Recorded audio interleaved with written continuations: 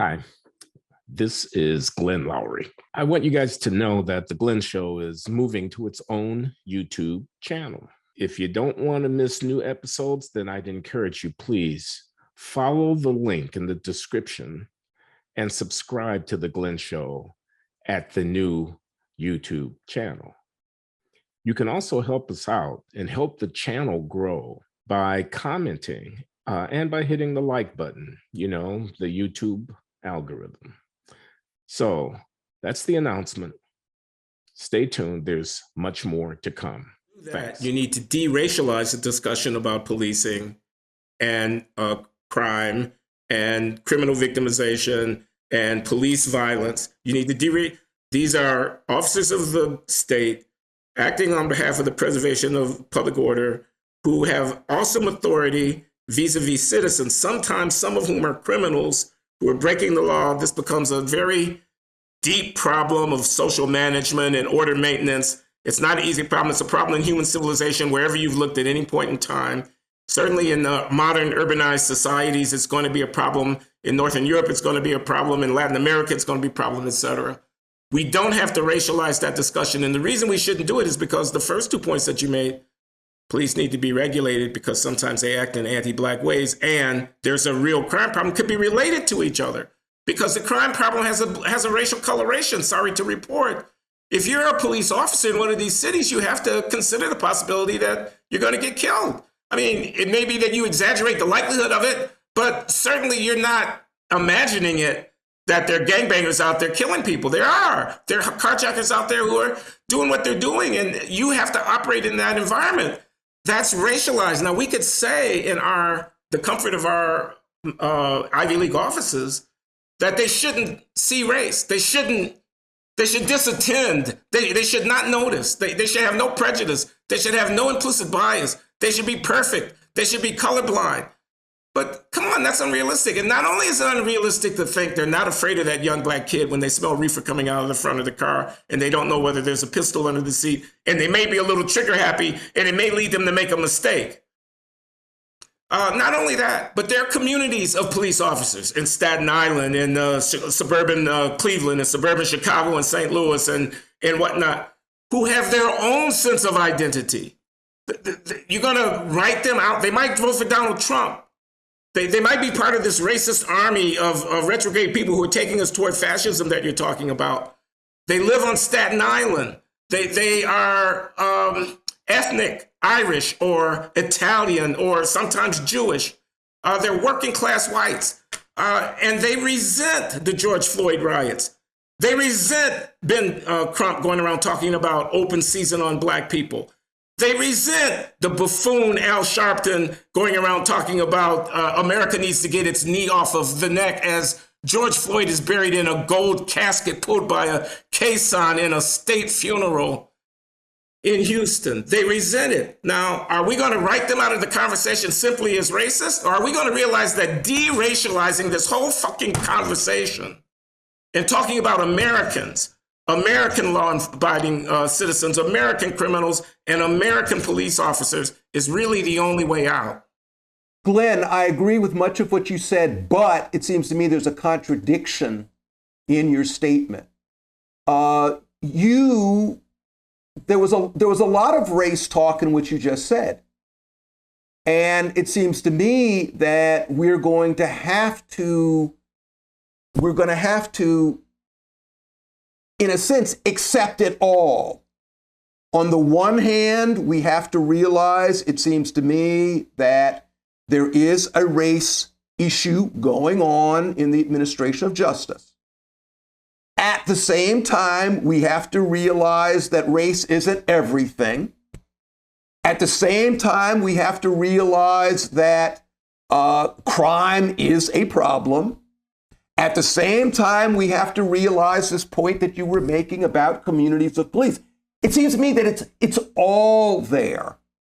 And I think the intellectuals, the commentators have to embrace it all and try to speak in a way to get our public to understand the complexity of the situation we're in.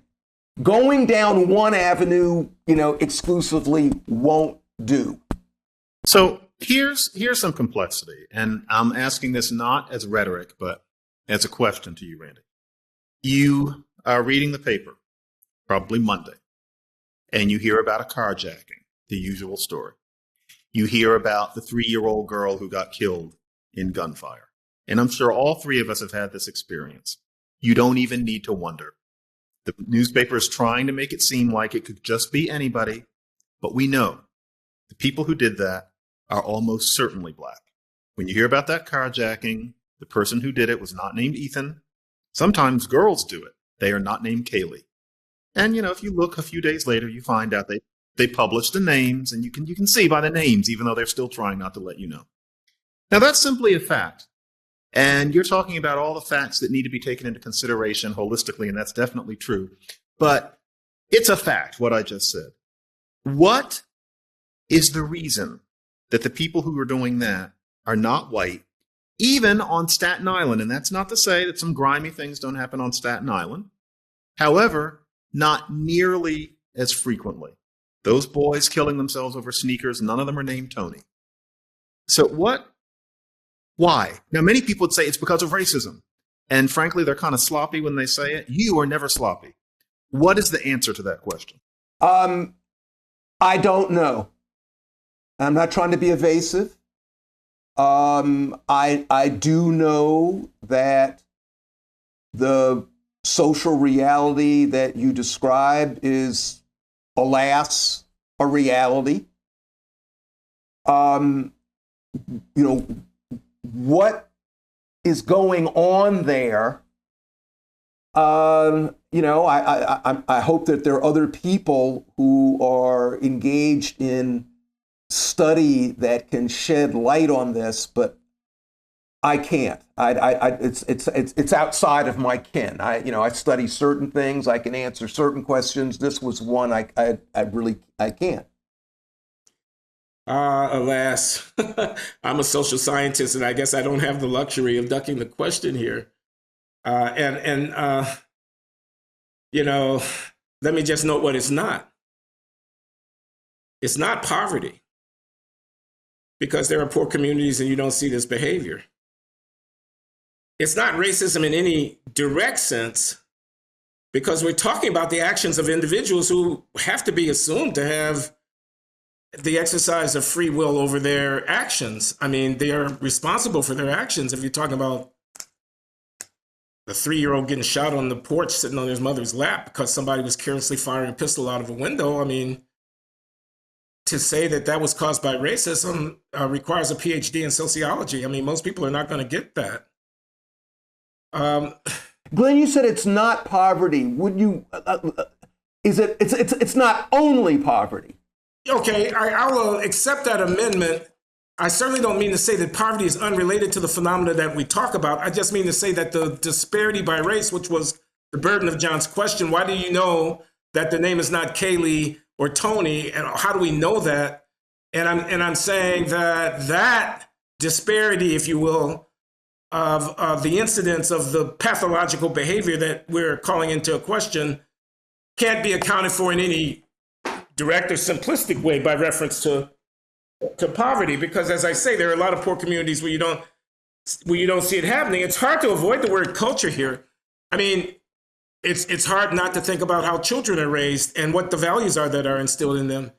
It's hard also not to see sociological networks at work where there are effects that come about because of the way people are interacting with each other that can't be reduced down to any individual character or whatever, but that are systemic effects. I mean, I think, for example, the fact that you may have a hard time getting witnesses to come forward to testify against assailants when they see something happen, making it very difficult to convict violent felons of the crimes that they've committed, making the threat of retaliation against the witness powerfully credible because the witness has to know that violent acts don't get punished, making the witness fearful to cooperate, which leads to the non-punishment of the violent acts.